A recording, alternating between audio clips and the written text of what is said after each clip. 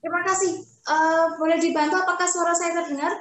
Assalamualaikum warahmatullahi wabarakatuh. Salam Om Swastiastu, Namo Buddhaya, Rahayu, salam sejahtera untuk kita semua. Baik, pada malam hari ini Berita Baru Jatim akan membahas materi yang sangat luar biasa dengan narasumber di bidangnya, yaitu kita akan membahas mengenai perempuan, keadilan, dan gender yang pada saat ini dan sampai saat ini masih sangat relevan untuk kita terus diskusikan. Baik, tapi sebelum lanjut sampai ke materi, izinkan saya untuk menyapa narasumber terlebih dahulu. Telah hadir malam hari ini Ibu Haji Ratna Juwita Sari dari Komisi 7 Banggar DPR RI. Assalamualaikum, selamat malam. Terima kasih Ibu, terima kasih telah bergabung. Bu Juwita ini dari Banggar DPR RI, fraksi PKB. Saya sangat mengikuti banget Ibu, sangat up to date banget, milenial sekali di Instagram.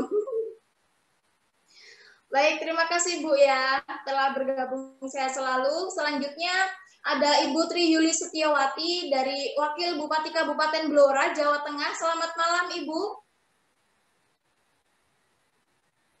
Selamat malam, Assalamualaikum untuk semuanya. Baik, terima kasih Bu di tengah-tengah kesempatannya telah bersedia untuk join secara virtual bersama kami dan bersama teman-teman yang sedang menonton secara online melalui live streaming. Kemudian ada Ibu Solihati Novitasari dari Pusat Pelayanan Terpadu Kabupaten Jember, Jawa Timur. Halo Ibu, selamat malam.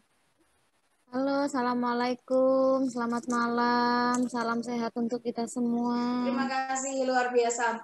Teman-teman, pada malam hari ini kita akan membahas perempuan, keadilan, dan kesetaraan. Kita ketahui bersama bahwa perempuan sebagai tiang negara, perempuan sebagai soko guru pembangunan, selama ini sampai menjelang 76 tahun Indonesia merdeka hanya menjadi jargon-jargon semata. Keadilan dan kesetaraan masih terus diperjuangkan oleh berbagai kalangan. Hingga saat ini penerapannya belum konkret. Negara, baik pusat, daerah maupun di ranah desa, belum serius sepenuhnya melindungi, menjamin keadilan, dan memberikan arena yang setara bagi kaum perempuan. Masih dalam semangat peringatan Hari Perempuan Internasional, pada hari ini beritabaru.co akan menghadirkan perempuan-perempuan berdaya yang memiliki otoritas yang kuat untuk menentukan kebijakan di arenanya masing-masing. Maka, untuk mempersingkat waktu, kita langsung mendengarkan tanggapan dari Ibu Haji Ratna Juwita Sari, Komisi 7 Banggar DPR RI. Monggo silahkan Ibu untuk memberikan pandangannya mengenai kondisi perempuan pada hari ini sampai hari ini yang masih sangat memprihatinkan. Baik, Mbak Novi, terima kasih atas kesempatannya. Mungkin sebelumnya saya mohon izin untuk bisa share screen mungkin ya.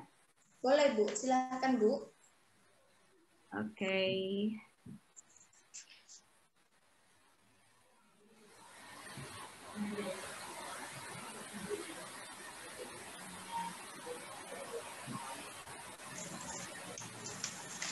Baik, apakah semuanya sudah bisa melihat ya materi saya ya? Oke. Terima kasih. Assalamualaikum warahmatullahi wabarakatuh. Bismillah, alhamdulillah, la haula wala quwata illa billahil aliyil adzim, amma ba'd. Yang saya hormati, ini ada rekan-rekan narasumber, ada Ibu Wabub Blora Putri, ada Ibu Solehati yang dari Jember juga Mbak Novi yang cantik jelita, serta seluruh peserta webinar yang diselenggarakan oleh Berita Baru Jatim pada malam hari ini. Alhamdulillah, saya sangat senang sekali bisa bergabung di acara ini, karena saya rasa ini adalah isu yang sangat menarik ya, dalam rangka peringatan Women International Day yang beberapa waktu lalu sama-sama kita laksanakan. Dan pada malam hari ini, saya ingin lebih menitik beratkan kepada bagaimana hak asasi manusia, kekerasan terhadap perempuan, dan jalan pemecahan apa saja sih yang sebenarnya bisa kita tempuh begitu untuk bisa meminimalisir hal-hal tersebut.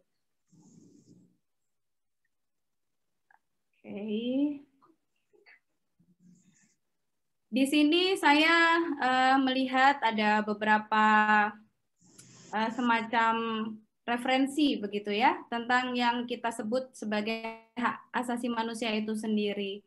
Tapi saya ingin merujuk ke yang diamanahkan oleh konstitusi kita, yaitu Undang-Undang Nomor 39 tahun 1999 tentang hak asasi manusia itu sendiri. Bisa dibaca Bapak Ibu semuanya peserta. Namun secara sederhana saya ingin menyimpulkan bahwa yang kita maksud dengan hak asasi manusia itu adalah bagaimana kita memperlakukan manusia lain atau individu lain seperti kita ingin diperlakukan. Begitu saja sih simpelnya kalau menurut estimasi saya begitu. Karena saat ini di era yang sangat digital ini ternyata tidak hanya mengikis tali silaturahim antar sesama kita, tapi saya rasa itu juga mulai mengikis empati kita sebagai sesama manusia, termasuk bagaimana perempuan-perempuan yang ada di sekitar kita itu diperlakukan begitu. Yang berikutnya adalah, nah ini, bahwa dari pengertian tentang hak asasi manusia itu sendiri, kita bisa menggarisbawahi bahwa setiap individu terlepas dari apapun gender yang dimilikinya adalah memiliki status sosial pun hak dan kewajiban yang sama begitu. Sehingga apalagi menuju amanah RPJMN ya, bahwa di tahun 2050 ini kita harus memasuki planet 50-50 di mana kesetaraan gender itu sudah merupakan suatu keharusan yang akan kita dapati di sana. Kita harus sudah mulai menekan bagaimana perlakuan-perlakuan diskriminatif yang selama ini diterima oleh perempuan-perempuan yang ada di sekitar kita, itu harus dicari solusinya. Bagaimana jangan sampai hal-hal semacam itu terulang di kemudian hari. Kita harus mulai melakukan pencegahan-pencegahan semenjak dini. Dan berikutnya adalah saya ingin mengulas sedikit tentang fakta kekerasan yang selama ini dialami oleh perempuan tanpa ada batasan usia. Tanpa ada batasan usia dan tanpa ada batasan status sosial. Bahwa kekerasan itu ternyata sudah mulai dialami oleh perempuan sejak usia dini. Sejak usia dini di berbagai status sosial, berbagai latar belakang, bahkan sebagian besar itu dialami dan dilakukan oleh anggota keluarga terdekat maupun orang-orang yang mereka rasa dekat dengan diri mereka begitu. Jadi terkadang memang kita harus perlu memberikan suatu pemahaman kepada setiap perempuan, terutama yang ada di sekeliling kita begitu ya, bahwa mereka memiliki hak penuh atas diri mereka secara lahir dan batin. Jangan sampai mereka menerima sebuah perlakuan yang menurut mereka itu sangat tidak nyaman, tidak menyenangkan, namun karena yang melakukan itu adalah orang-orang dekat yang ada di sekitar mereka, bahkan terkadang orang-orang yang mereka anggap itu sebagai sebuah panutan begitu ya, sehingga mereka takut untuk menyatakan bahwa mereka tidak siap, mereka tidak suka, mereka tidak menerima perlakuan orang-orang tersebut begitu. Saya kadang-kadang sering menyampaikan kepada rekan-rekan di sekitar saya bahwa kita harus berani speak up. Kita harus berani berkata, menyampaikan apapun yang kita terima, terlepas itu menyenangkan atau tidak bagi orang lain itu nanti dulu. Yang penting bagaimana kita harus berani untuk menyampaikan apa yang kita rasakan. Itu penting karena hari ini paradigma antara perempuan dan laki-laki itu sangat berbeda. Bagaimana seorang laki-laki bisa mengekspresikan perasaan mereka dengan sangat leluasa, sangat bebas begitu ya, sangat egaliter, sedangkan perempuan tidak. Nah, itu yang berusaha kita tekankan di sini agar setiap perempuan, terutama yang mengalami kekerasan secara fisik, verbal maupun secara psikis, itu berani menyampaikan apa yang mereka rasakan.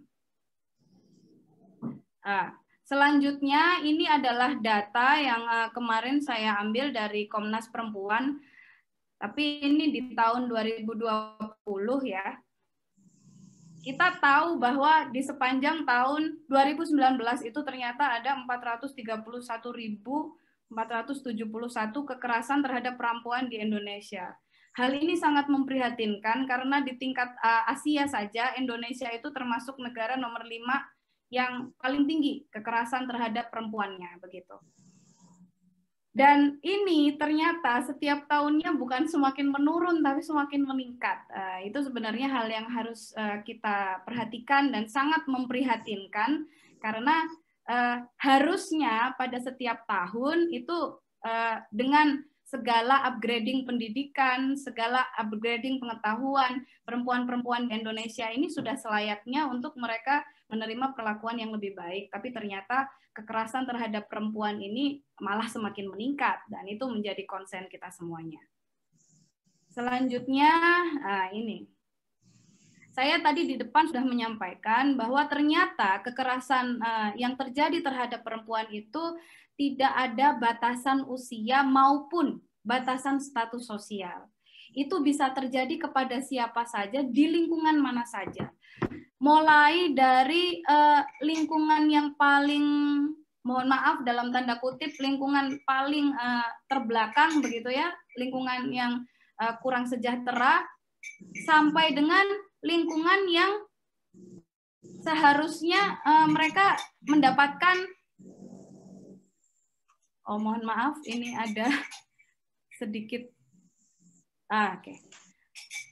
Lingkungan yang di tingkat akademik tinggi begitu ya.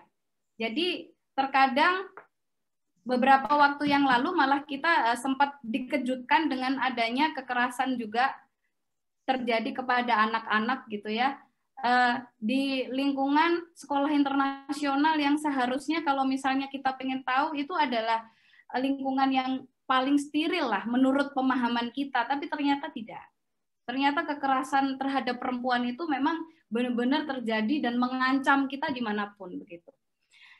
Seperti yang disampaikan di data ini ya, bahwa kekerasan fisik itu cukup tinggi, bahkan yang tertinggi hari ini. Kekerasan psikis, angka ini sih sebenarnya saya yakin tidak valid, karena terkadang ada standar-standar yang berbeda terhadap kekerasan fisik ataupun psikis yang dialami oleh seorang perempuan gitu ya. Selanjutnya disusul dengan kekerasan seksual, dan yang terakhir adalah kekerasan ekonomi. Hal ini membuat kita para perempuan ini semakin miris begitu ya, bahwa ternyata perempuan yang tiang negara, perempuan yang merupakan awal dari peradaban sebuah bangsa, karena maju tidaknya generasi itu ada di tangan ibu ya, di tangan perempuan begitu kan. Malah mereka yang selama ini terabaikan, malah mereka yang selama ini sering sekali menjadi korban dari adanya kekerasan. Nah, ini sebelum dan selama pandemik ini sengaja saya kutip data ini karena ternyata dengan adanya pandemi COVID-19 yang sudah berlangsung kurang lebih hampir 1 tahun di Indonesia, justru kekerasan itu sangat bertambah.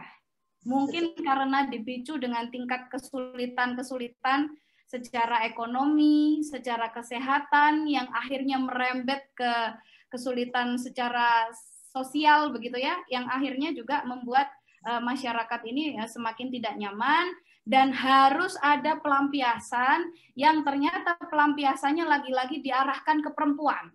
Karena memang perempuan ini selama ini dianggap sebagai makhluk yang lemah begitu ya, yang mereka kurang bisa untuk menjaga diri mereka sendiri, sehingga mereka adalah sasaran empuk untuk orang-orang yang memang dalam tanda petik memiliki kebuntuan-kebuntuan tertentu di dalam hidupnya begitu. Ternyata tingginya angka kekerasan terhadap perempuan ini banyak sekali penyebabnya. Dan saya mengulas di sini ada beberapa faktor, di Di antaranya adalah faktor konsepsional ataupun mindset begitu ya, dan faktor empiris ataupun teknis. Nah, kalau menurut pemahaman kami begitu, akar penyebab secara konsepsional ini adalah semacam apa ya, sangat konvensional begitu pola berpikirnya, bahwa relasi kekuasaan yang timpang karena adanya perbedaan status sosial, status ekonomi, tingkat pendidikan, dan lain sebagainya, juga terkait tentang konstruksi budaya patriarki yang selama ini memang sangat dominan di negara kita, Negara Kesatuan Republik Indonesia, bahwa ada mindset perempuan itu harus bisa dalam tanda petik melayani. Bahkan di Jawa, Mbak Novi, kita kan ini Jawa Timur ya, saya yakin sama begitu, perempuan itu sering dibilang konco wingking, artinya teman yang hanya ada di belakang, teman yang tugasnya itu untuk mensupport, untuk mendukung, begitu saja. Makanya hari ini saya sangat senang sekali karena ada Bu Wabub Lora ini, Mbak Tri ini sudah bisa menjadi salah satu pionir juga kalau perempuan ini tidak hanya menjadi konco wingking, Mbak Tri. Gitu. Semoga setelah ini banyak sekali kebijakan-kebijakan di Kabupaten Blora yang memberikan kesetaraan gender begitu ya. Yang saya amati bahwa hari ini negara kita baru memberikan privilege yang dalam tanda kutip abal-abal untuk perempuan. Kenapa saya bilang abal-abal? Karena kita lihat aja untuk misalnya undang-undang pemilu begitu ya. Legislatif perempuan itu memang diberikan kuota 30% untuk pendaftaran calon Mbak Novi. Tapi pada kenyataannya setelah ada kuota tersebut, mereka nanti akhirnya tetap harus bertarung dengan laki-laki juga gitu loh. Jadi kuota itu saya rasa hanya sebuah fatamorgana yang kalau perempuan itu tidak memiliki kesiapan dari mereka sendiri, mereka juga akan hilang di pertempuran itu begitu. Kita boleh contoh India. India itu sudah memberikan kuota yang konkret 30% untuk legislatif perempuan. Konkretnya karena mereka juga harus bersaing dengan sesama perempuan, mereka tidak harus bersaing dengan laki-laki. Jadi isi dari kuota 30% itu bisa dipastikan isinya perempuan semua. Tapi karena kita ini istilahnya hanya kuota untuk calon anggota legislatif, akhirnya hari ini di Pileg 2019, DPR RI itu isinya hanya 20% perempuannya, Mbak Novi. Karena itu tadi, kuota abal-abal yang diciptakan oleh rezim laki-laki mungkin ya, yang membuat perempuan ini merasa bersemangat, tapi akhirnya mereka tidak mengerti pertarungan yang sebenarnya begitu. Itu pun hari ini belum terjadi di posisi eksekutif. Contoh, di kabinet Pak Jokowi ini ada berapa menteri, tapi perempuannya hanya kita bisa hitung dengan jari. Tidak ada kuota untuk perempuan yang terjadi sama dengan yang di legislatif. Contoh lagi, belum ada undang-undang yang mengatur bahwa pimpinan-pimpinan OPD di sebuah wilayah itu sekian persen perempuan. Belum ada, Mbak Novi. Itu harapan kami yang ke depan ingin kita dorong bersama-sama dengan sesama anggota parlemen perempuan ya, supaya benar-benar merata adanya keterlibatan perempuan di setiap level pemerintahan. Selanjutnya adalah, ini. Saya ingin fenomena yang sebenarnya kalau kita sesama perempuan membaca ini sangat miris ya. Maksudnya mulai dari yang pertama bahwa ternyata perempuan di Indonesia ini masih menganggap bahwa jumlah perempuan itu lebih banyak daripada laki-laki, sehingga mereka mau-mau aja kalau dinikah siri sama laki-laki. Padahal itu enggak. Hari ini itu kita 50-50 sama laki-laki gitu. Misalnya perempuan lebih pun itu tidak terlalu signifikan. Jadi tolong kita sama-sama rubah mindset bahwa setiap perempuan baik itu berhak mendapatkan laki-laki yang baik.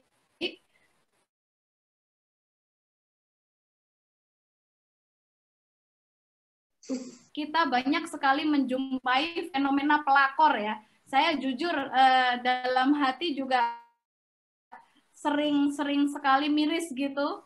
Mbak Tri ketawa-ketawa. Karena apa? Karena ternyata mereka sesama perempuan tapi saling menyakiti gitu. Kalau ada kejadian-kejadian begitu, mereka yang diserang adalah si perempuannya.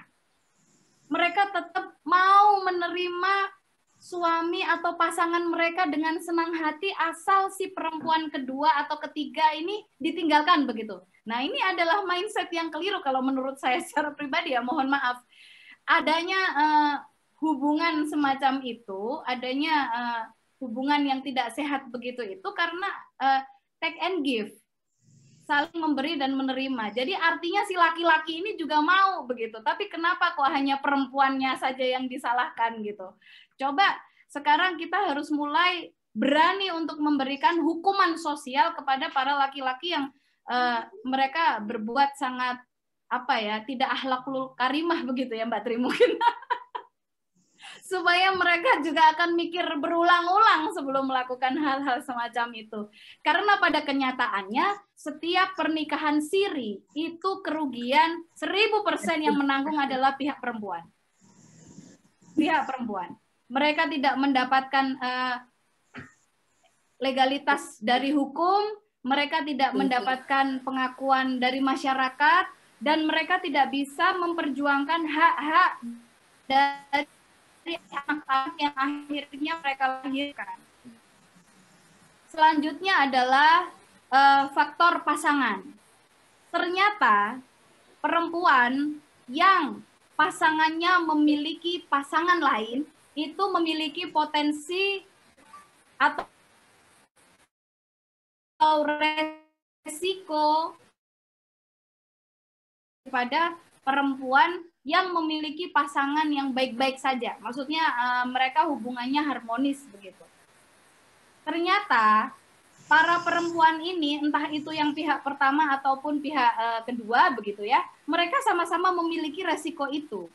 Mereka sama-sama memiliki resiko untuk mengalami kekerasan oleh pasangan mereka begitu.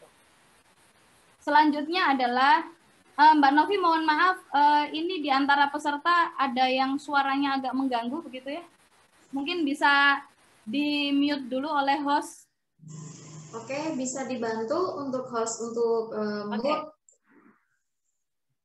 Ya, mohon maaf, soalnya ini agak terpecah gitu konsennya.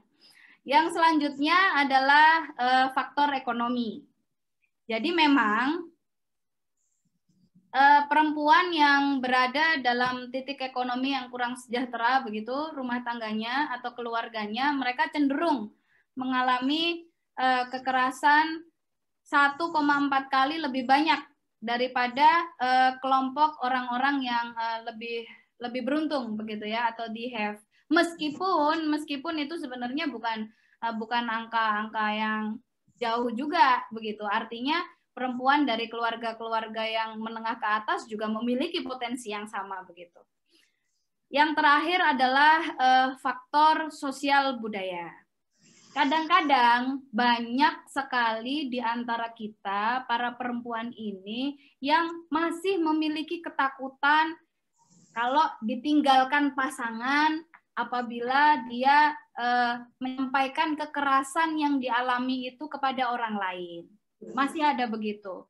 Mereka masih sangat ketakutan dengan stigma single parent ataupun janda begitu dari lingkungan sekitar mereka, yang itu ternyata membuat perempuan-perempuan ini menerima saja kalau dia mengalami kekerasan di rumah tangga.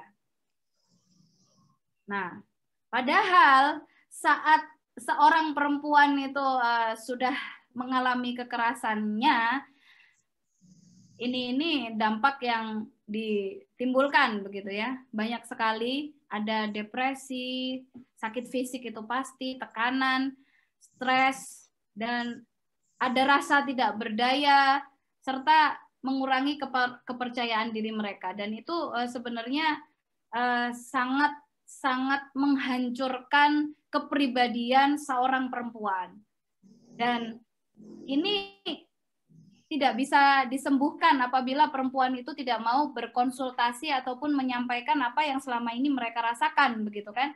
Karena sebenarnya mereka ini sakit tapi tidak bisa mendapatkan pertolongan. Jadi sekali lagi melalui kesempatan ini saya juga ingin menyampaikan seluruh perempuan yang mengikuti acara pada malam hari ini bahwa kalian ini perempuan empu. Kalian adalah yang memiliki diri kalian sendiri gitu. Jangan biarkan kalian terpengaruh dengan dunia yang ada di luar, bahkan individu yang ada di luar, karena kalian berhak menentukan arah, langkah maupun apapun keputusan-keputusan penting dalam hidup kalian untuk kebahagiaan kalian itu sendiri. Nah, ini akhirnya ada beberapa upaya pencegahan begitu, Mbak Novi, dan penanganan yang saya simpulkan, dan melalui kesempatan ini saya juga ingin menyampaikan bahwa alhamdulillah rancangan undang-undang penghapusan kekerasan seksual itu telah sah dimasukkan dalam salah satu rancangan undang-undang prioritas prolegnas di tahun 2021. Tentu kami sebagai perempuan dan mewakili seluruh perempuan yang ada di parlemen berharap bahwa seluruh elemen masyarakat bersedia gitu ya, berkenan untuk bersama-sama kita benar-benar merumuskan apa yang sebenarnya dibutuhkan oleh memproteksi. Sebenarnya undang-undang ini bukan hanya untuk perempuan sih ya, seluruh korban sebenarnya, karena laki-laki juga bisa menjadi korban begitu. Apa yang memang benar-benar harus kita persiapkan supaya tingkat kekerasan terhadap perempuan ini bisa semakin berkurang, dan perempuan-perempuan Indonesia juga bisa semakin fokus dalam kerja dan karya demi mensejahterakan bangsa dan negara ini. Salah satu urgensi atau beberapa faktor yang menjadikan kenapa rancangan undang-undang penghapusan kekerasan seksual ini penting adalah tadi sudah saya sampaikan bahwa semakin tahun kasus kekerasan ini semakin meningkat. Mayoritas dari korban-korbannya adalah perempuan. Korban kekerasan seksual ini ternyata memerlukan payung hukum. Mereka memerlukan dasar-dasar yang akhirnya bisa memberikan rasa keadilan bagi mereka, sehingga mereka juga bisa melanjutkan hidup mereka secara nyaman begitu ya. Dan yang terakhir bahwa kita menyadari sepenuhnya kalau korban-korban kekerasan seksual ini membutuhkan perlindungan.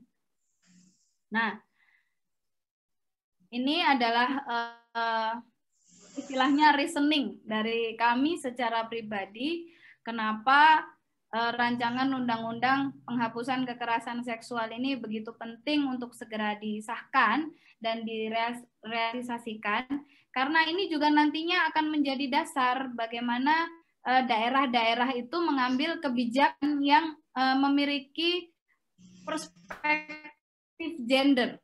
Mereka memiliki perspektif bahwa perempuan ini juga layak dan lain sebagainya. Karena termasuk hari ini banyak sekali kawan-kawan yang sedang memperjuangkan kalau pemilik kartu tani itu dan kartu nelayan itu tidak harus laki-laki atau tidak harus kepala keluarga. Karena ternyata di dua sektor tersebut, pertanian dan nelayan itu, banyak sekali perempuan-perempuan yang terlibat. Mereka pun selama ini memiliki kontribusi yang besar terhadap dua sektor itu. Tapi kenapa sampai dengan hari ini, apabila yang mengurus itu adalah perempuan, pihak pemerintah itu terkesan mempersulit begitu ya, sehingga mereka akhirnya tidak bisa mendapatkan hak yang sama dengan petani ataupun nelayan yang laki-laki. Padahal banyak sekali program-program bantuan pemerintah di dua sektor tersebut. Sebut saja kalau misalnya kita mau tanya hand tractor, kultivator, untuk nelayan juga banyak sekali perahu-perahu, pukat, dan lain sebagainya, itu ternyata tidak ada satupun penerimanya itu yang berjenis kelamin perempuan begitu. Padahal kalau kita tahu mereka juga banyak sekali yang menjadi kepala keluarga begitu Mbak Novi. Mereka tidak hanya menghidupi diri mereka sendiri, tapi mereka juga memiliki tanggung jawab untuk membesarkan anak-anak mereka, dan itu seharusnya juga menjadi concern tersendiri terhadap pemerintah. Maka itu saya sangat sepakat dengan tema pada malam hari ini, karena keberpihakan, kebijakan pemerintah terhadap perempuan itu memang sampai dengan hari ini saya pikir baru menjadi jargon ya. Belum ada realisasi yang signifikan begitu. Jadi saya harap bersama dengan perempuan-perempuan hebat yang ada di malam hari ini, kita juga bisa memberikan sebuah kontribusi yang real begitu, yang ujung-ujungnya itu sebuah kebijakan yang berperspektif perempuan, sehingga kita bisa bersama-sama memberikan masa depan yang lebih baik untuk perempuan Indonesia. Yang terakhir, waktu saya tinggal berapa Mbak Novi? Atau sudah habis? Ya, silahkan Ibu. Oh, oke. Terakhir. Untuk perlindungan keberpihakan terhadap perempuan, itu dibutuhkan sinergitas oleh semua stakeholder yang ada di negara ini. Kita membutuhkan sebuah komitmen begitu ya, oleh semua stakeholder, bahwa perempuan ini juga harus memiliki kesempatan untuk pemberdayaan yang sama besarnya dengan laki-laki. Sehingga saat mereka memiliki kapabilitas, mereka memiliki kemampuan untuk menghidupi diri mereka sendiri, mempersiapkan masa depan mereka sendiri, mereka akan lebih kuat, mereka akan lebih tough, dan mereka akan memiliki pandangan yang berbeda terhadap para pelaku kekerasan terhadap perempuan, sehingga mereka bisa menyampaikan itu secara berani, dan akhirnya ada tindakan-tindakan hukum yang akan dilakukan terhadap para pelaku, sehingga mereka tidak akan mengulangi perbuatan mereka di kemudian hari. Dan untuk para perempuan hebat yang ada di Indonesia, saya berpesan bahwa ingat, kalian yang memiliki hak penuh terhadap lahir dan batin kalian sendiri. Jangan biarkan kalian dieksploitasi oleh apapun itu, dan jangan biarkan langkah kalian terhenti hanya karena kalian seorang perempuan. Mungkin itu aja yang bisa saya sampaikan. Terima kasih atas kesempatannya pada malam hari ini. Mohon maaf apabila ada hal-hal yang kurang berkenan. Kami akhiri, wallahul muwafiq ila aqwamit thoriq. Wassalamualaikum warahmatullahi wabarakatuh. Baik Bu Ratna, terima kasih atas materinya. Singkat pertanyaan, titipan dari teman-teman yang sedang menonton saat ini. Ibu sebagai salah satu perwakilan legislatif, khususnya perempuan ya, pada saat malam hari ini, seberapa jauh Ibu akan mendukung realisasi RUU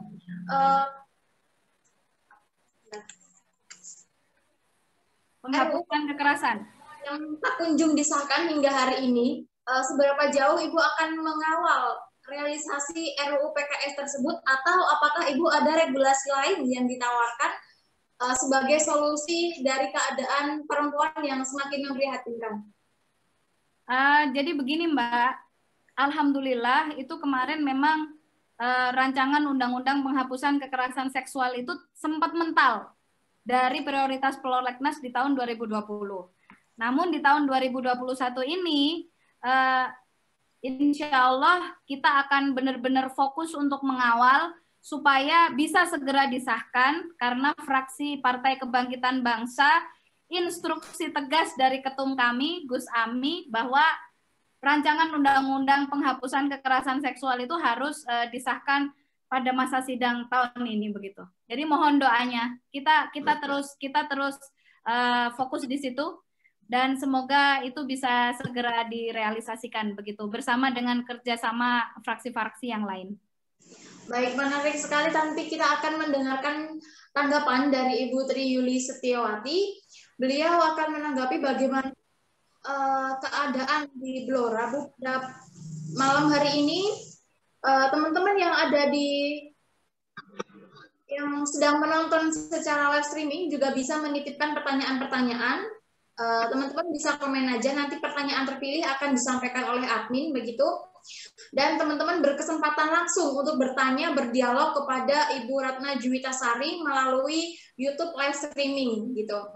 Ibu, saya ingin menanyakan bagaimana penanganan mengenai hak-hak perempuan dan kekerasan seksual, kekerasan dalam bentuk apa saja yang sedang dialami perempuan pada hari ini, hingga juga kekerasan dalam dunia cyber yang semakin hari semakin meningkat, mengingat kemajuan dunia digital pada hari ini luar biasa.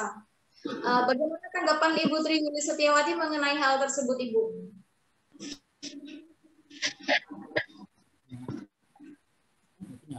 Halo, Assalamualaikum warahmatullahi wabarakatuh. Selamat malam, salam seger waras, rahayu.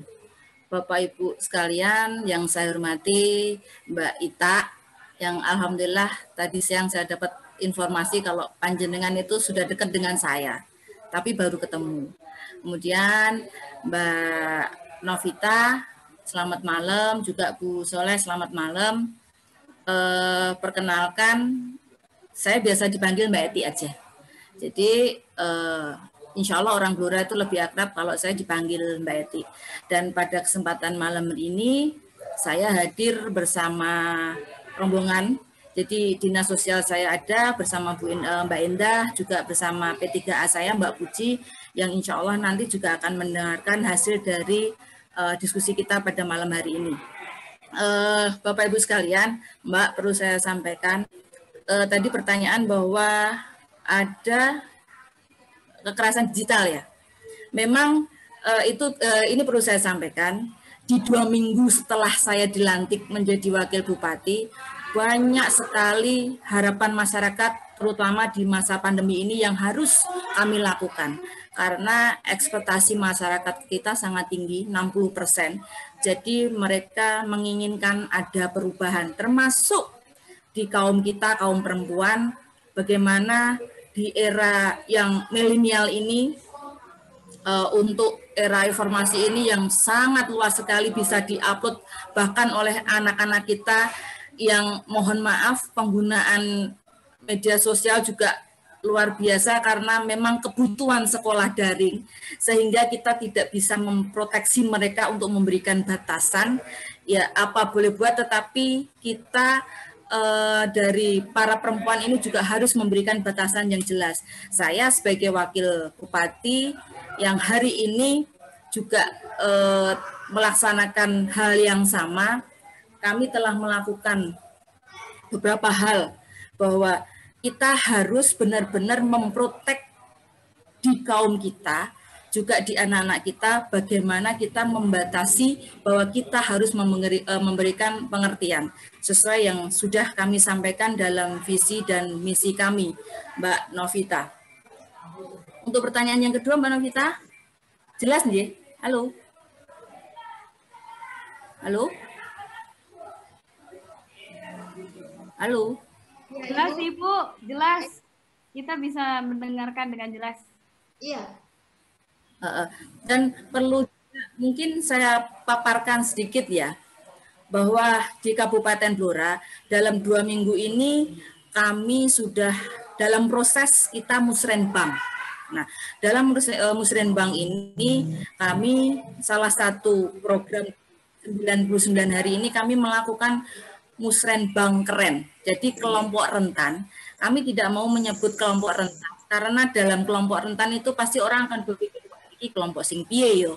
Tetapi dengan kami menyebut istilah kelompok keren, jadi singkatan rentan itu jadi istilah keren, itu kami memberikan peluang, kami memberikan waktu yang luas bagi mereka bagaimana bisa menyampaikan, tidak campur, tidak berbaur dalam musrenbang yang ada di desa, di kecamatan, tetapi bagaimana mereka memberikan masukan, mereka menginginkan apa, itu yang kita lakukan, termasuk dalam kaum kita perempuan, mereka menginginkan apa itu kita tampung semua, kita masukkan dalam long list bahwa ini yang mereka inginkan.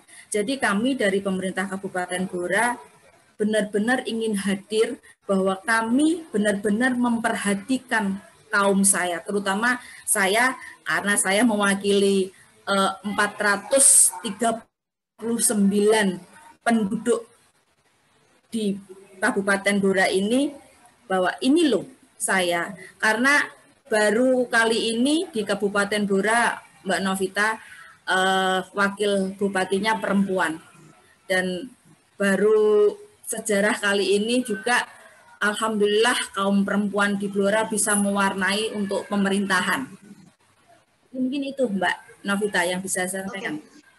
Mbak Eti, mengenai perempuan menghadapi ketimpangan gender dan semakin meningkat kasus di era pandemi ini, tentunya banyak banget kekerasan seksual tadi yang sudah disinggung oleh Bu Ratna tadi, bahwa banyak banget kasus-kasus kekerasan seksual, kekerasan, berbagai macam bentuk kekerasan yang terjadi di pandemi ini.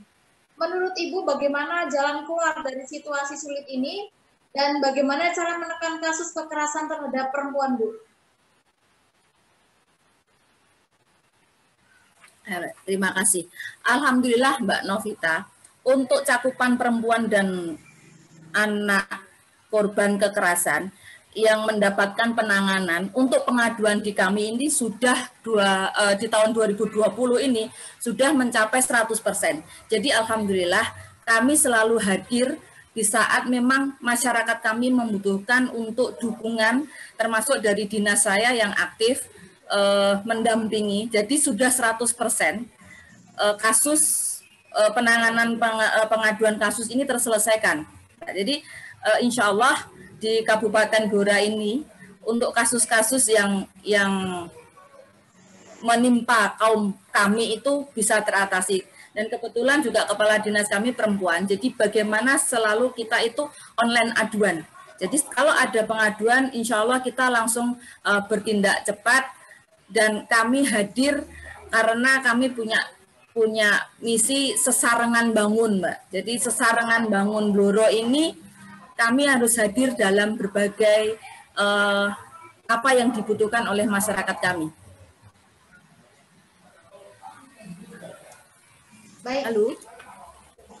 Mbak Eti, misalnya ada warga Blora mengalami kejadian kekerasan seksual dan sebagainya, bagaimana untuk mengedukasi masyarakat ini agar berani speak up atau mengadu atau mencari perlindungan? Nah, langkah apa yang harus mereka lakukan dan bagaimana prosedurnya? Apakah di Blora sendiri ada layanan pengaduan online? Nah, ini terkait dengan pengaduan online untuk Kabupaten Blora sudah ada, Mbak. Jadi dinas kami terkait bagaimana kita menciptakan pemerintahan yang hadir di tengah-tengah mereka. Walaupun dalam 2 minggu ini kepemimpinan kami, alhamdulillah kami bisa bersinergi dengan dinas terkait yang intinya untuk pengaduan online itu sudah ada di Kabupaten Blora. Tadi saya sampaikan untuk penanganan kasus untuk perempuan dan anak itu sudah 100% teratasi. Karena memang ada line khusus yang bisa disampaikan yang masyarakat bisa mengadu ke kami. Terus kami juga setiap bupati, wakil dan setiap OPD juga kita wajibkan untuk sosmednya itu aktif semua. Jadi bupati kami aktif, saya aktif, OPD kami aktif. Apa yang menjadi keinginan masyarakat juga bisa 24 jam nyampe ke kita semua. Itu Mbak Novita. Oke, baik sekali.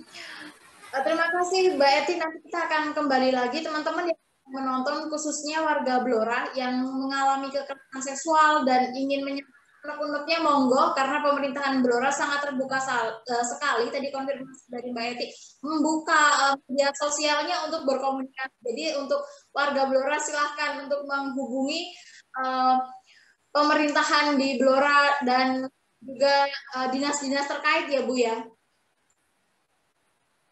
Oke, kita ya, siap Mbak Inta. Solihati Novita dari Pusat Pelayanan Terpadu Kabupaten Jember. Solihati, bagaimana catatan kritis mengenai konflik perempuan dan nasib perempuan yang sampai hari ini masih terus di ujung tanduk. Ya, terima kasih Mbak Novita. Pertanyaan yang sangat kritis sekali ini. Jadi kalau kita ngomong kasus kekerasan begitu sangat tinggi. Jadi di Kabupaten Jember itu untuk tahun 2020 ada 195 kasus. Dan untuk tahun ini sampai bulan Februari itu ada 37 kasus perempuan dan anak. Nah, ketika saya membaca rancangan undang-undang PKS itu sangat luar biasa. Jadi itu mengakomodir semua permasalahan yang ada, bukan hanya perempuan. Tadi Bu Ratna juga menyampaikan bahwa rancangan undang-undang PKS ini bukan hanya ditujukan pada perempuan, tetapi laki-laki yang juga mengalami kekerasan seksual. Begitu. Itu juga sangat bagus menurut saya. Dan saya nitip kepada Bu Ratna untuk segera disahkan ini, Bu. Karena ketika kami mendampingi kasus, ada kasus dewasa, dia dilecehkan oleh salah satu relasi kerja, begitu dia tidak bisa mendapatkan keadilan hukum, begitu ya. Kenapa? Karena dia dianggap dewasa. Nah, kalau kita merujuk pada rancangan undang-undang PKS itu sangat luar biasa sekali.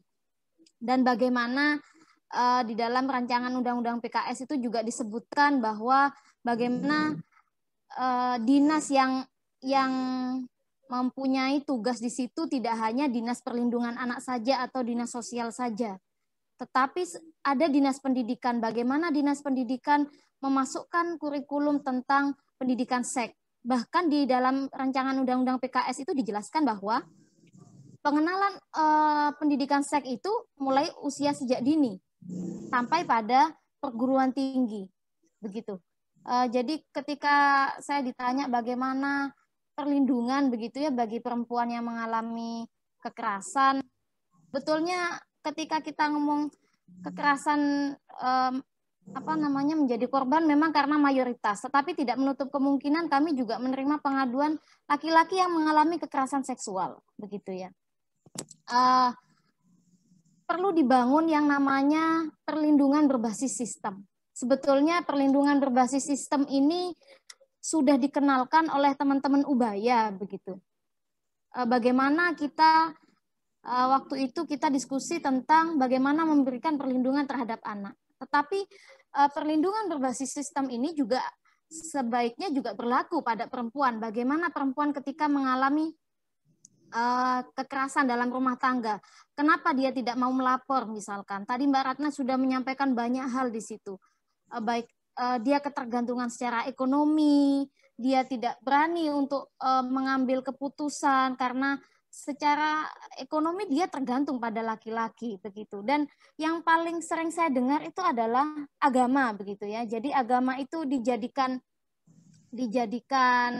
sebagai alasan seorang laki-laki itu memukul, merendahkan laki-laki, merendahkan perempuan. Itu menurut saya itu salah. Dan menurut saya ujung tombaknya ketika kita ngomong perlindungan berbasis sistem, itu tidak hanya dinas sosial, dinas pendidikan, dinas ketenagakerjaan, bagaimana ketika ada peluang pekerjaan untuk ibu-ibu rumah tangga yang secara ekonomi dia butuh, begitu ya, untuk bagaimana menghidupi. Karena mohon maaf, ketika perceraian atau kekerasan yang terjadi, pasti anak-anaknya itu akan ikut ibunya. Dan walaupun di dalam putusan pengadilan mengatakan bahwa ayah wajib menafkahi, itu hanya macan di atas kertas, begitu ya. Jadi itu hanya hanya menakuti, tetapi bagaimana implementasinya juga susah. Ketika ayah itu tidak memberikan nafkah, maka ibunya akan harus mengajukan lagi pada pengadilan, dan itu membuat tidak memberikan perlindungan. Perempuan itu menjadi korban lagi. Bagaimana dia akan melaporkan itu ke pengadilan? Dia butuh waktu, sedangkan dia harus bekerja. Nah, itu yang perlu kita pikirkan bersama. Ada yang namanya tokoh agama. Tokoh agama itu menurut saya itu peran penting ya di bagaimana sosialisasi, bagaimana menghormati perempuan. Agama Islam itu menurut saya itu luar biasa penghormatannya terhadap perempuan. Ada buku yang sangat bagus saya baca, itu Nalar Kritis Muslimah, itu keren sekali ya. Jadi bagaimana laki-laki dan perempuan itu memiliki kedudukan yang sama di mata Tuhan begitu. Itu sangat penting. Jadi dinas pendidikan, dinas tenaga kerja, semua OPD yang terkait itu juga harus bersinergi. Jadi misalkan contoh penanganan kasus ditangani oleh kami, Pusat Pelayanan Terpadu.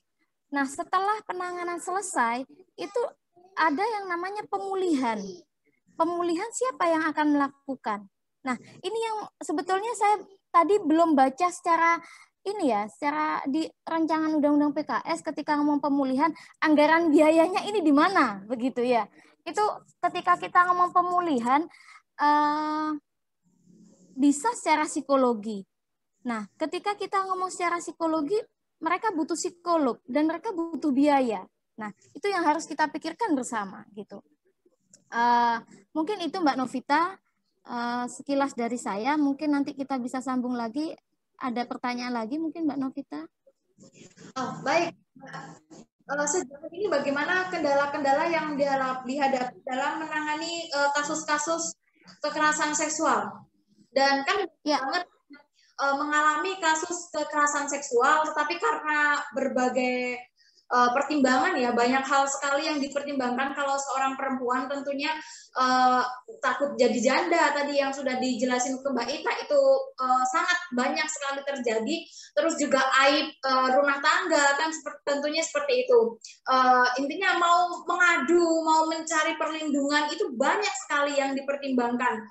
Keluarga, aib rumah tangga, terus bagaimana anak, masa depan anak, perceraian, dan takut nggak bisa menafkahi anak, takut jadi janda, dan lain sebagainya. Bagaimana menurut jenengan Mbak untuk menghadapi hal-hal seperti ini? Bagaimana mindset seperti apa yang harus ditanamkan, dan apabila perempuan mengalami kekerasan seksual, apa yang harus dilakukan? Ya, terima kasih Mbak Novita. Jadi kalau menurut saya ketika saya menangani kasus perempuan yang mengalami kekerasan seksual begitu ya, banyak tantangan sebetulnya. Satu, ketika kita ngomong KDRT begitu, datang ke kami dengan keadaan sudah babak belur, sudah lebam semuanya di muka itu, kita akan antar ke visum, dia tidak mau. Dia masih melihat anak-anaknya. Begitu. Ketika kami akan antar ke ke PPA begitu, itu juga saya masih mencintai. Nah, sebetulnya itu juga kesulitan bagi kami sebagai pendamping begitu, karena di dalam Undang-Undang PKDRT sendiri, mohon maaf, itu juga sifatnya kan pengaduan. Jadi itu bisa dicabut untuk pengaduannya, karena beberapa kasus ketika kami dampingi begitu, sudah masuk dalam laporan, sudah selesai semua, sudah di BAP, Mbak saya mau cabut. Kami sebagai pendamping juga tidak bisa dong, jangan Mbak, mereka punya alasan masing-masing. Nah, tetapi kami sebagai pendamping, satu yang kami tekankan bahwa adalah dampak. Ketika sampean akan seperti ini, maka akan seperti ini. Jadi saran-saran yang akan kami lakukan. Jadi untuk membuat perempuan itu berani bicara itu butuh waktu begitu. Kenapa saya bilang butuh waktu? Karena mereka dibesarkan dari keluarga yang tidak sama. Ada yang memang diajarkan tertutup. Ada contoh dia mengalami kekerasan seksual oleh ayah kandungnya. Dia tinggal satu rumah dengan ayah kandungnya. Ibunya meninggal. Dia lari ke tempat kami akan melaporkan itu, dia tidak mau. Dia tinggal di shelter kami, selama kurang lebih 3 minggu begitu. Lambat laun dia akan paham, saya harus bagaimana. Nah, ketika dia sudah menyadari saya harus bagaimana, kita harus memberikan masukan, saran-saran. Nah, setelah itu kami, Mbak, karena di shelter itu tidak bisa selamanya, maka ada mungkin Mbaknya pingin seperti apa begitu ya, kami menyampaikan, Mbak saya cuma pengen ngomong dengan ayah saya. Saya perlu didampingi saja. Bahwa apa yang dilakukan oleh ayah saya itu adalah salah. Dan mohon maaf, ayahnya itu bukan tidak paham agama. Dia juga seorang tokoh agama begitu ya. Dan kenapa si anaknya ini tidak mau melaporkan juga supaya keluarganya tidak malu karena ayahnya sudah melakukan itu. Ketika 3 minggu, dan menurut saya 3 minggu itu cepat ya, memberikan penguatan begitu kepada mereka yang secara psikologi dia masih tertekan dan penuh ketakutan untuk menyampaikan hal itu. Dan dia akhirnya bisa bicara dengan ayahnya dan bisa berdamai dengan keluarganya, dan menurut saya itu juga sebetulnya bukan solusi ya, dan kita juga tidak bisa melihat apakah nantinya dia akan menjadi korban lagi atau tidak. Nah, yang terpenting bagi pendamping itu adalah bagaimana menjalin silaturahmi. Bagaimana dia setelah dari kami, dia bisa secara ekonomi bisa ada untuk income-nya itu dia mendapatkan tambahan untuk income-nya begitu. Jadi ketika dibilang untuk bagaimana untuk membuat wanita itu, perempuan itu mau untuk berbicara, itu sebetulnya sulit. Dan sebetulnya ketika ada perempuan datang ke lembaga kami, itu sangat saya apresiasi.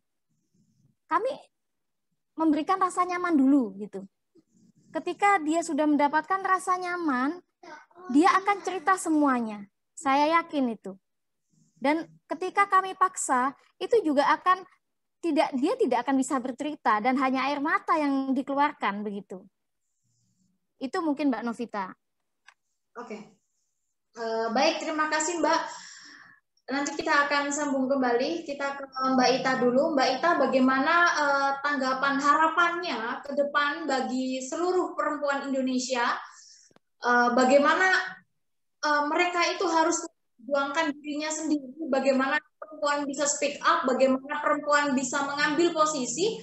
Bagaimana perempuan itu bisa mandiri, berdikari, dan mencintai dirinya sendiri dan mau mempublish, mau speak up ketika perempuan itu mendapatkan kasus-kasus kekerasan seksual. Karena kekerasan seksual ini tidak hanya terjadi di ranah rumah tangga aja, bahkan kasus pacaran, sekelas pacaran itu sampai 1.309 kasus atau 20%, dan kekerasan terhadap anak perempuan juga sering dialami. Nah, jadi bagaimana tanggapan Mbak Ita atas hal itu, sekalian closing statement, tanggapan dan juga harapannya, dan regulasi seperti apa yang ditawarkan. Terima kasih, Mbak. Oke, terima kasih Mbak Novi. Aduh, Mbak Novi ini pertanyaannya menjurus sekali. Ini gara-gara Mbak Eti ini tadi langsung semuanya manggil saya Mbak Ita, Mbak Ita gitu. Siap, Bu Abub, siap. Jadi memang begini. Ya, oke. Gini Mbak Novi ya, kalau misalnya kita mau berusaha merubah suatu gitu, itu harus dimulai dari diri kita sendiri. Jadi melalui kesempatan ini, mungkin saya ingin menyampaikan kepada seluruh perempuan yang sangat saya sayangi, sangat saya banggakan, bahwa kalian ini berharga. Kalian ini berharga. Jadi apapun yang terjadi pada diri kalian hari ini, tetaplah menganggap bahwa kalian ini berharga, kalian ini cantik, kalian ini tidak ternilai, dan sebagainya. Itu saja dulu. Karena itulah nanti yang bisa memunculkan mindset bahwa kita harus mendapatkan perlakuan yang baik dari orang lain. Setelah kita bisa respect, kita bisa menghargai diri kita sendiri. Berawal dari situ dulu. Dari itu baru kita memulai bagaimana kita bisa melakukan hal-hal yang kita sukai begitu ya. Saat kita sudah mulai mencintai diri kita sendiri, kita menemukan apa yang ingin kita lakukan, itulah kekuatan terbesar saat perempuan ini akan melangkahkan kakinya hendak kemana dia berjalan. Kalau menurut saya itu. Saat para perempuan ini sudah sebegitu mencintai diri mereka sendiri, mereka tahu bahwa diri mereka itu berharga, maka mereka akan mulai memiliki standar bagaimana mereka ingin diperlakukan oleh orang lain. Nah, setelah itu terbangun, baru kita bisa mendapatkan iklim yang positif di lingkungan masing-masing, di lingkungan para perempuan-perempuan ini, bahwa mereka tidak berhak untuk dalam tanda petik dilecehkan dalam bentuk apapun. Tidak dalam perkataan, tidak dalam perbuatan, apalagi mereka dilukai secara perasaan ya. Entah itu dari anggota keluarga, entah itu dari pasangan, bahkan dari partner kerja pun, saat mereka sudah membangun mindset itu di dalam diri mereka sendiri, mereka akan mulai bisa memetakan mana-mana orang yang bisa mereka ajak untuk berinteraksi, mana-mana orang yang memang harus dihindari karena itu detox begitu untuk pemikiran mereka. Dan ingin mengingatkan kembali kepada bahwa perempuan itu ada tiang keluarga, perempuan itu hanya negara, perempuan itu adalah tiang atas peradaban sebuah bangsa. Jadi kalau saat sebuah keluarga, sebuah negara, sebuah bangsa itu menjadi negara yang maju, keluarga yang sejahtera, bangsa yang hebat, jadi kita harus memulai dari perempuan-perempuannya. Pemerintah harus memperhatikan perempuan, mereka harus memiliki privilege yang benar-benar dibutuhkan oleh perempuan, dan perempuan-perempuan tersebut baru bisa mencurahkan seluruh potensi yang mereka miliki untuk membangun keluarga, bangsa, dan negara tersebut. Mungkin itu closing statement dari saya, Mbak Novi. Terima kasih sekali lagi untuk Mbak Eti, untuk Bu Solehati. Semoga semuanya selalu sehat ya. Selalu sehat, sukses dimanapun berada. Matur nuwun. Baik, Amin. Terima kasih sekali statementnya luar biasa. Suatu kehormatan saya bisa berdialog langsung dengan DPR milenial, DPR RI milenial. Pada malam hari ini betul-betul milenial sekali, konten-kontennya sangat menginspirasi. Jadi saya harus bikin konten yang lebih baik dan yang lebih bagus milenial dari Mbak Ratna, dari Mbak Ita. Benar-benar saya tadi benar-benar scroll dan benar-benar wah mantap. Makasih Mbak Novi. Aduh, host kita yang cantik jelita ini paling bisa. Thank you, sukses selalu.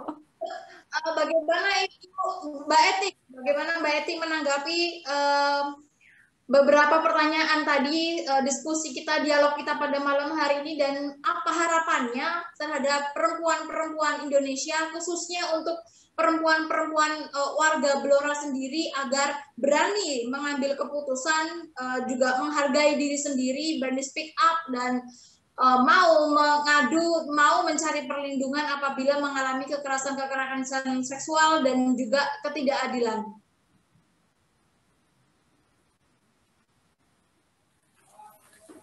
Oke, terima kasih Mbak Novita. Pada intinya, kita kaum perempuan, itu terkadang kalau melihat dunia luar, kita jangan sampai ada istilah kita dikasihani. Tapi bagaimana kita benar-benar harus bisa membuktikan bahwa kita perempuan mampu untuk sama, minimal sejajar dengan kaum laki-laki.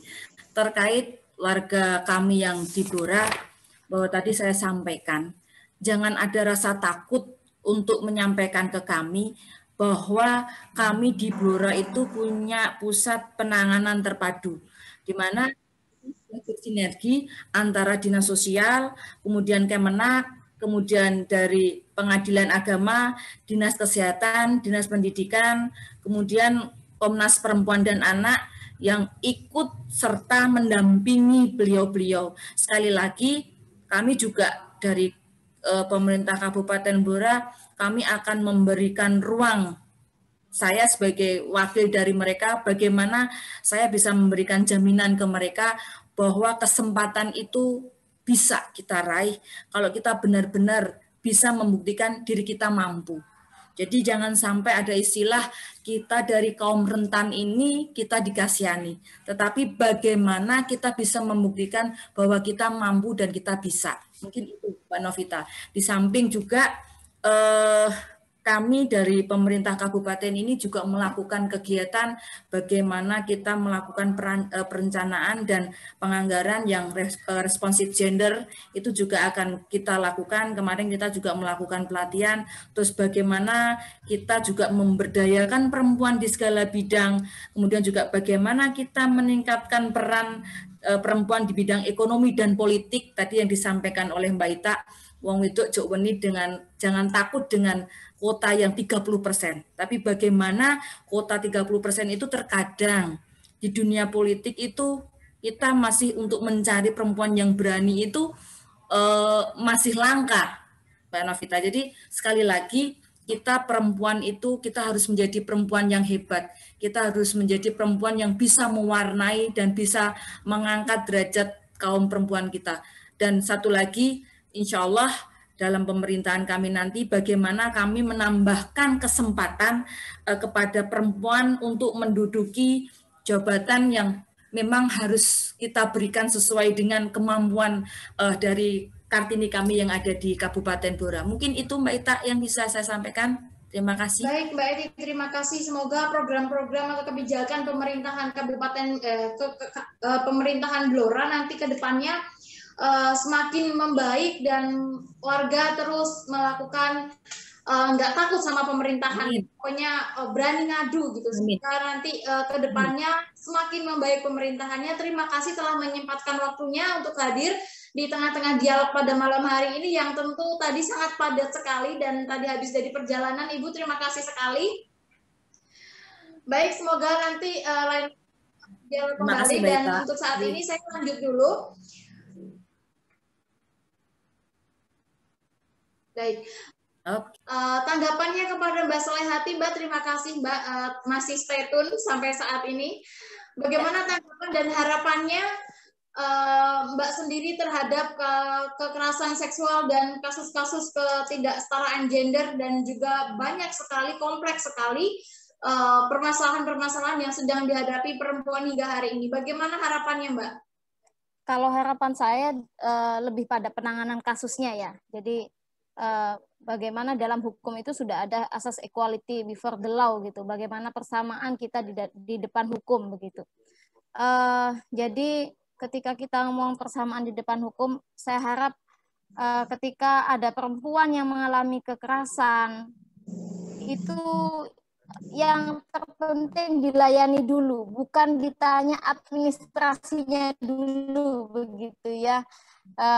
Itu harapan saya bagi ketika kita ngomong perempuan, bagaimana perempuan berdaya, pintar, dan kita sama dengan atau setara dengan laki-laki begitu. Jadi kita gali, potensi kita harus kita gali begitu. Tadi Mbak, ini saya panggilnya Mbak ini akhirnya. Mbak Ita, lalu Mbak Eti tadi sudah banyak menyampaikan bagaimana yang penting dari kita sendiri dulu begitu, Mbak. Bagaimana kita berani dulu itu yang kedua. Dan yang ketiga sebetulnya harapan saya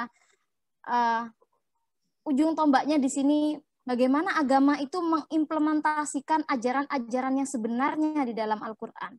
Tidak ditafsirkan yang aneh-aneh begitu ya. Jadi kayak contoh semacam tadi Mbak Ita tadi menyampaikan bagaimana nikah siri begitu. Itu kan yang ditafsirkan itu yang aneh-aneh begitu. Itu tidak sesuai lah. Nah itu mungkin harapan saya begitu, Mbak Novita yang cantik ini. Terima kasih, salam kenal Mbak Eti, Mbak Ita, salam kenal, sehat selalu untuk kita semua. Baik, terima kasih Mbak Solihati, terima kasih sekali. Pemirsa pada malam hari ini yang sedang menonton live streaming di YouTube, terima kasih telah bergabung di Berita Baru Jatim, beritabaru.co. Luar biasa dan pembahasan pada malam hari ini semoga bermanfaat. Terima kasih kepada seluruh narasumber. Ada Ibu Tri Yuli Setiawati yang akrab sekali dipanggil Mbak Eti, yang belum follow Instagramnya silahkan follow dulu. Dan juga ada Mbak Ita dari DPR RI yang belum follow Instagramnya juga follow dulu. Bisa ngadu-ngadu, bisa cerita apa aja karena tadi sudah ditegaskan bahwa pemerintahannya sangat terbuka untuk mendengarkan keluh kesah para warganya. Dan juga ada Mbak Solihati dari Pusat Pelayanan Terpadu Kabupaten Jember. Terima kasih Mbak, semoga terus bisa memberikan pelayanan terbaik kepada masyarakat. Dan untuk seluruh perempuan di Indonesia, mari kita menghargai diri sendiri, berani mengambil keputusan, berani mengambil posisi yang strategis, berani memperjuangkan kesetaraan gender, dan bahwa kesetaraan gender, keadilan gender tidak akan selesai di dialog saja, maka dari itu kita harus betul-betul melakukannya secara konkret. Terima kasih, mohon maaf atas kesalahannya. Saya Novita Kristiani Lenda Rompas, mohon maaf dan undur diri Ibu. Terima kasih semuanya yang telah bersedia hadir, Mbak Indah dari Dinsos dan seluruh kru, terima kasih. Izin saya pamit dahulu, mohon maaf. Wassalamualaikum warahmatullahi wabarakatuh.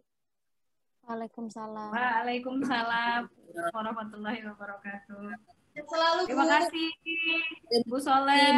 Terima kasih Mbak Eti, Mbak Ita, makasih. Sukses selalu semuanya. Waalaikumsalam. Izin live.